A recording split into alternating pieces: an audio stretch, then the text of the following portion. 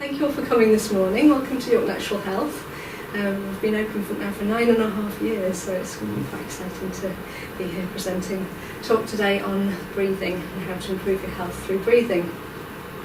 And my past history is that I've trained in osteopathy, and then I went on to train in naturopathy, and then I've gone on to train in Buteyko as well. Buteyko is a form of breathing which is designed to help improve health and well-being. It's more widely known as something that helps to improve asthma, and I'll go into the ins and outs of that a little bit more through the talk today. So I'm just going to go through the mechanics of breathing first of all with you. So you're probably familiar with the idea that as you're breathing, it's your rib cage moving out and moving back in again. Okay, so the diaphragm's here, and that runs as a great big dome-like muscle over the top of our organs. I'll show you a better picture of that later. But as we breathe in, the diaphragm moves down, and as we breathe out, the diaphragm springs back up into relaxed. And as we breathe out, our rib cage lifts, and as we breathe out, the rib cage lowers. So the air can either be inhaled through our nose or our mouth, but in Buteyko, it's preferable for it to be nose breathing. I'll explain a little bit more about that in a moment. So when we breathe in, the air goes into our lungs and it goes through the bronchi and into the little air sacs at the end of the bronchi into the alveoli, and that's where the exchange of oxygen and carbon dioxide happens. So we're breathing in air that has both oxygen and CO2, and the transfusion of the oxygen and CO2 happens in the direction from highest to lowest. So if there's more oxygen in the air that we breathe in, that the blood that comes into the lungs will be lower with oxygen, and so oxygen moves into the blood, and the air that we're breathing in has got lower CO2, so there's more CO2 in the blood than there is in the air that we've breathed in, so that diffuses out and it moves out into the air sac. So there's that exchange happening all the time, so the oxygen's coming in, carbon dioxide's going out, and it's a little bit like high and low pressure weather, or how we have the high pressure going to the low pressure, so we get the wind moving. So it's a bit like that inside of us, but the red blood cells are picking up the oxygen, and then they're taking it around the body to all the tissues that we need. Now, osteopathy has a great interest in oxygenation too, because one of the main principles is the rule of the artery is supreme, and that means that without the right blood supply in our body, nothing can function. And so if we have tension or holding patterns in our body, and they can be from an emotional level or a mechanical strain or stress, then those areas won't get as much oxygenation, and then our system tends to not function as effectively. So we can work without oxygen for short amounts of time. You've probably all had a stitch at one point in your life, and that's when the body starts making energy for the muscle activity using carbon dioxide rather than oxygen. But the process of making energy from carbon dioxide in our body means that we make more lactic acid. So if there's a lot of lactic acid build-up, we'll get more aches and pains in our body because the acid makes the muscles tight. So it's another reason why nutritionally it's good to not have too much of an acid diet. So the use of caffeine, alcohol, meats, all of those kind of things, refined processed foods, they all tend to be more acidifying to our tissues, so again that can load the system. And if our body gets too acidic, we tend to breathe more to try and blow off the excess acid, the CO2.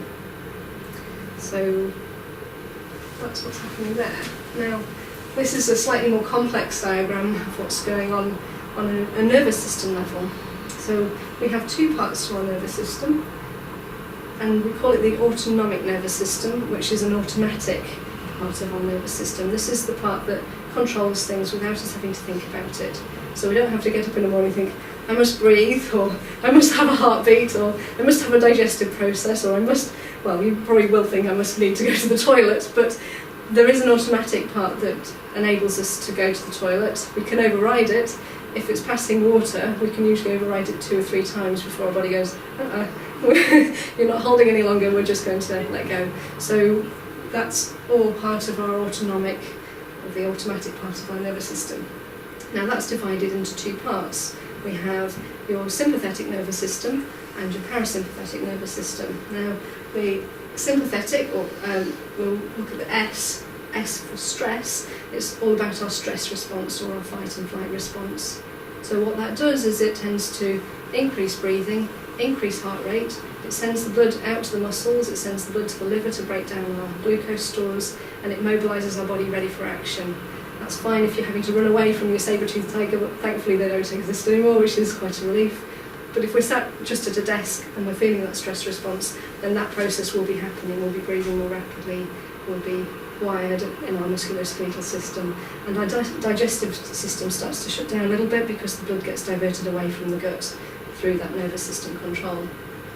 So the sympathetic nervous system runs down the spine and comes out through this section here, which is your ribcage area, from around T2 to L2, and that will help to activate all the processes that are needed, like the increased heart rate, increased breathing, and slow the digestive system down. The parasympathetic nervous system, we've got P for peaceful, is the one that calms the whole system down. So that will involve things like slowing down the heart rate, slowing down the breathing, and encouraging the digestive process. But it can also lead to big eliminatory events in our body as well. So if we have a diarrhea, or it could be that if there's too much of the parasympathetic, we might get a headache at the weekend when we relax. So that kind of crash response that can happen when we've been through a period of stress and we just flop, our body just goes into a sort of an automatic elimination process, which is good because it's eliminating a lot of the waste that our body hasn't managed to get rid of when we've been going through that stressful period. Now the parasympathetic nervous system, that arises from the base of the skull and at the base of the spine. So we have two nerves coming out of the base of the skull called the vagus nerves, and the vagus nerves are to do with pretty much all of the internal organs apart from the descending colon. So it goes to the heart, the lungs, the stomach, and most of the intestines, and then the bit from the sacrum at the bottom will go to our lower pelvic organs and the descending colon. And things like tears can only happen if we're switching into parasympathetic mode. If we're in that stress state, the sympathetic nervous system doesn't cause tears, so actually if we're crying, we're in that kind of letting go mode. It's a way of discharging some of that build-up of stress. So that's a kind of basic rundown of how our body's controlled from a nervous system point of view. How many breaths a minute should we be taking? Well, mostly people average around about 8 to 12 breaths a minute. So at rest, if they're exercising or doing something more energetic, then they probably need to be breathing a bit more than that. But if you just sort of sit down at rest, most people will find that that's the case. And if we actually do some breathing re-education work, we can bring that down to 6 breaths a minute. That would be an ideal if we're in a relaxed state and our body's in a nice balance. Now, 6 breaths a minute sounds pretty small amount, doesn't it? But actually, it's really good to know that it's the carbon dioxide in the body that triggers the oxygen release. And what happens if we breathe too much is we blow out a lot of the CO2, and if the CO2 isn't in our tissues, then we don't absorb the oxygen into the parts that need it as much. So if we've done our exercise and we've made the energy from the oxygen that we breathed in, combining it with glucose in the muscle cells, and then the CO2's formed as a byproduct of that, then the oxygen that's attached to the red blood cells knows that it needs to be released at the areas where there's carbon dioxide. So it lets go of the oxygen, it picks up the CO2, and then we breathe it out. But if we've been breathing too rapidly, we've blown out too much of the CO2, we don't get that oxygen release into the tissues in the same way. So one of the things that the body does is it can take matters into its own hands. It will try and stop that over-breathing that's happening, and it will either, in people with asthma, constrict the bronchi to slow the over-breathing down, or it might constrict the blood vessels to try and raise the CO2, but in that constriction we might get symptoms of aches and pains or headaches. Right, so this is what happens if you've hyperventilated or overbreathed for a minute. This is a scan of the brain which shows the oxygenation. So on the left-hand side we have a normal oxygenation, and the red bits are the bits where there's better oxygenation, better blood flow in the brain, and the dark bits are the less oxygenation. And so as you can see, The one on the right hand side is the scan of the brain after that 1 minute of hyperventilation, and how that shuts down the cortex of the brain, which is where all our conscious thinking. And so when we're getting into that really stressed state where we might be breathing more, we're actually shutting down the higher centres in our brain that would actually maybe give us a clearer understanding of how we need to proceed. And when our higher centres get shut down, we go more into primitive brain, and that will lead into responding from reflexes, and they may be reflexes or reactions that we've learned way back when in our childhood, and that might just affect the intelligence of the response that we make. It will usually get us out of fear by running, or sometimes we can go into freeze mode where we shut down, but that's what's happening if we're doing too much breathing. It probably won't be happening to the extent that we're seeing here, because this will be somebody who will be going. But if you've ever seen anybody in a panic or anxiety state, they'll often be breathing much more rapidly. Is that when you start breathing?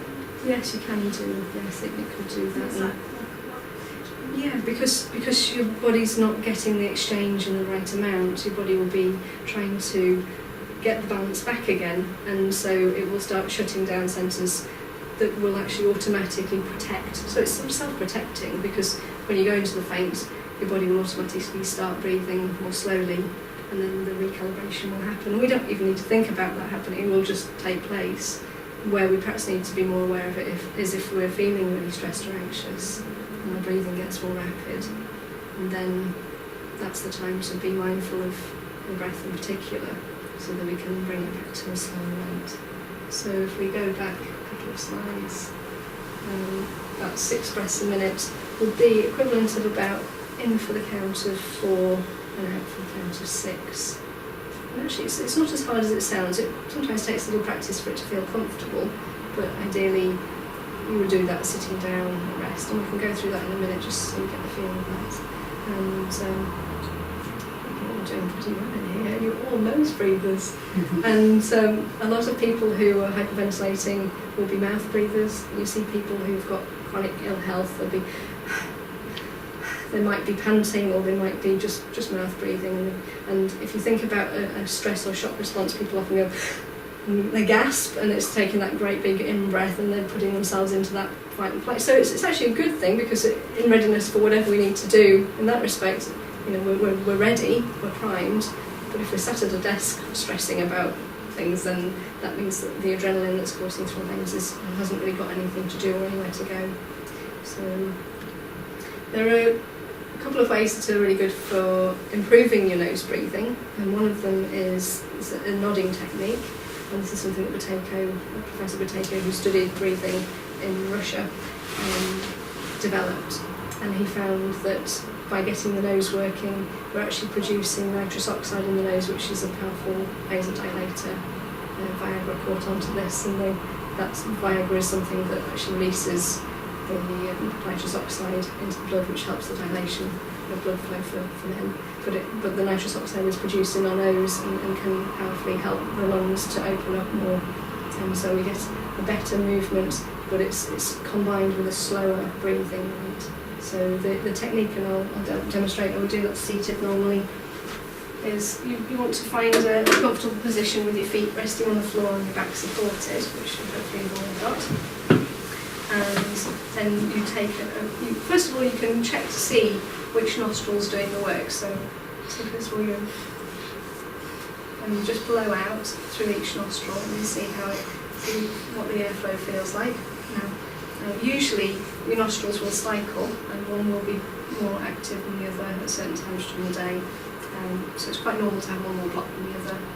And to get them open, we take a breath in through the nose as best we can, out through the nose, nip, and then nod back 4 times. So I'll demonstrate first, and you can follow. So let's take a breath in, breath out. A couple of recovery breaths, and breathing out. Now, it's also really good to notice where you're breathing to, because ideally we'll be breathing using the diaphragm, which is that great big dome-like muscle there. Okay, so that's what's moving down as we breathe in and up as we breathe out. So if people say breathe in and people suck their tummies in, that's kind of almost the opposite of what should actually be happening. Okay, you're kind of trying to create some muscular tension to draw yourself in, but when we're breathing, ideally we should be filling our bellies from the bottom upwards, and so at rest, just take a breath in and a breath out. So it's a bit like filling a glass with water, you're filling from the bottom up, and that means that your diaphragm, which is just here, is going to be pushing down, and that will draw the air into the lungs as you breathe out. And so it's a bit like a great suction pump, and the benefit of that is that it will also help encourage the circulation of the blood flow around all the internal organs. So if you just put one hand on your chest, one hand on your tummy, and just notice where your breathing movement is happening naturally.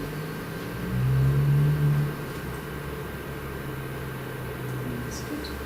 And can you feel whether it's your top hand or your bottom hand moving more? Okay, see if you can just encourage that. It's, if you've been told to pull in your tummy and suck in all the time, then you might need to just give yourself permission to let go in there. And then breathing right down into your pelvic area. But with Buteyko, we're talking actually about reducing the breathing a little bit, so making smaller breaths but from lower down. So it's not big breathing, but it's deep breathing in a reduced volume kind of way. So it can be completely quiet, and ideally you shouldn't be able to hear yourself breathing. Now I'm exaggerating it a little bit just so you can see that the movement's happening lower down. And just notice, I'm going to put a second count on so that you can hear how many seconds each breath is.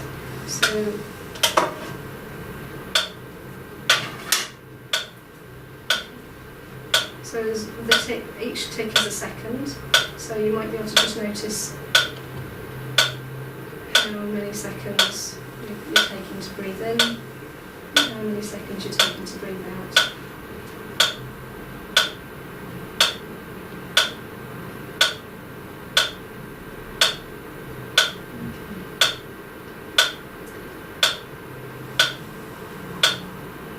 Now this is going to vary during the day. It gives you a general idea. So I'll just stop that for a moment. Okay. Do you want to start by doing the nip and nod with me, so you get the feel for how that clears your nostrils? So if you take a breath in, and it's done on the out breath, so breathe in, breathe out, nip and nod. Then a couple of recovery breaths into your tummy. Quietly as you can. Sometimes you might hear your tummy gurgling as you're breathing into your belly because it's massaging your internal organs, which helps the waste movement through and out. And then after a couple of recovery breaths, again, breath in, breath out, nip and nod.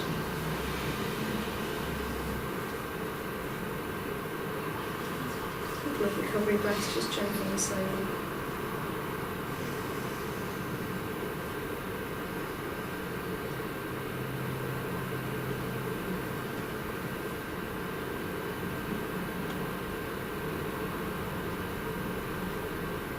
Once more on the out breath.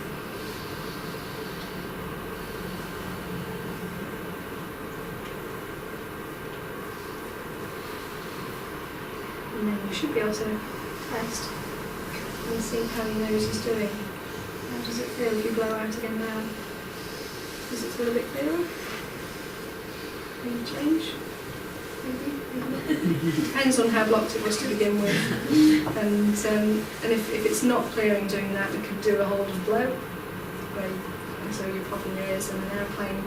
If it's really blocked, you can start bobbing up and down, so you can take a breath in, breath out.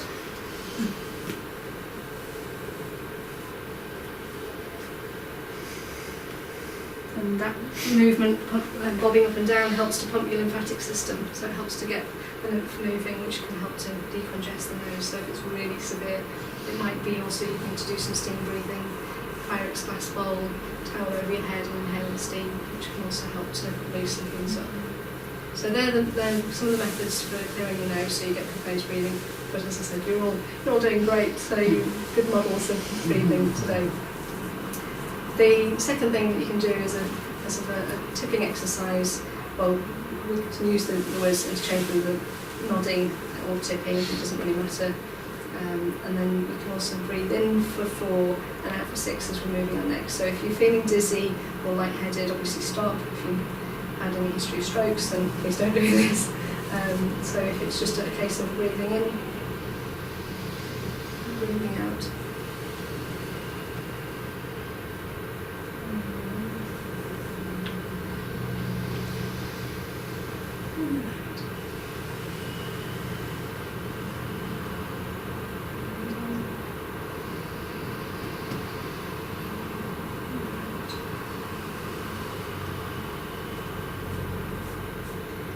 Continue that for at least 10 times, that will start to get you into a comfortable rhythm of breathing in for 4 and out for 6.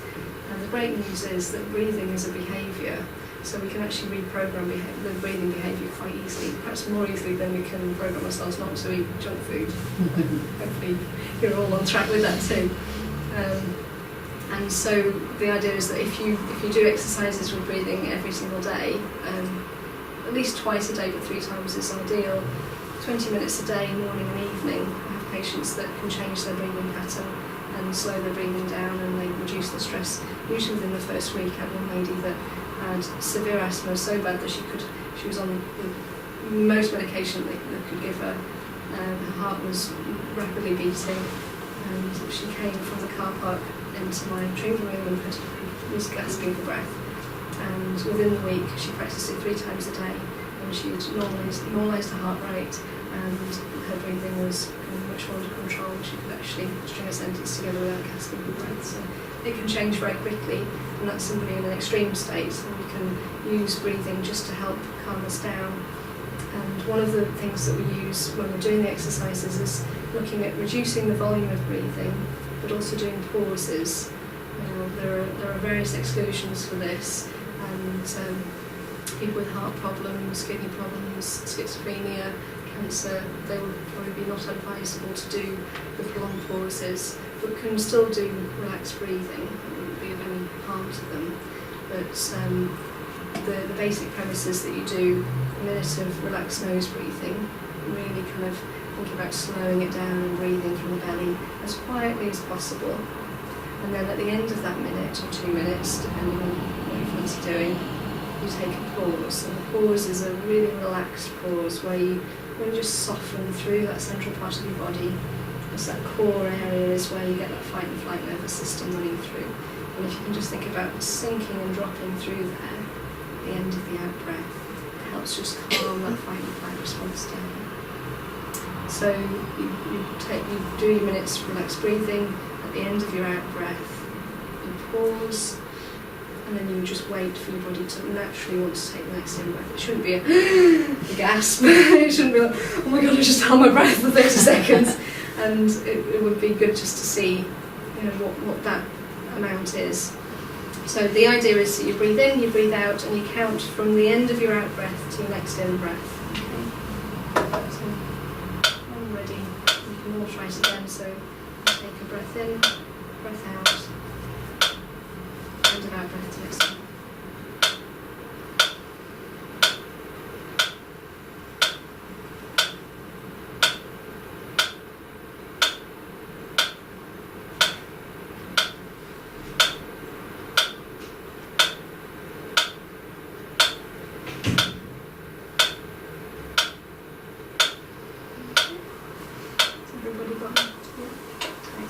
So, anybody under 10 seconds? Okay, anybody under between 10 and 20? Right, anybody over 20? Nobody? Okay. Well, the good news is that you can increase it really quickly. Within about 20 minutes practice, you can start increasing it by a few seconds, and by the end of the week, most of you get it up to 20 quite easily. Ideally, for take, I recommended to have 35 seconds of control pause in order to bring our body back into a better balance so that we can comfortably relax into that space. So it's not a tense holding, it's always with the relaxation. So if you feel like you're gripping the seats and trying to do it, that's not the idea. But that's something that you can practice. I find just putting little mini pauses in every now and again. So if I'm feeling particularly anxious about something, I'll breathe out and then just really relax, and I feel an awareness of just expanding my body. So I'm letting go of that tension and holding, and just letting go and opening, expanding my awareness in that pause, and feeling my feet on the ground, feeling my bottom on the chair. And that's a really great way to just reset our nervous system and bring us into relaxation. And if you do the exercise, it would be a minute of relaxed breathing, controlled pause, a minute of relaxed breathing, controlled pause, a minute of relaxed breathing, controlled pause. So you'd continue the exercise and you do about 20 minutes of that, and then that would be your exercise for the day. And then being mindful of your breathing as you go through the day. Just maybe when you look at your watch, you think, oh, what's my breathing doing? So hopefully that gives you some insight into the way the body works and how we can interact with it and actually influence those automatic functions.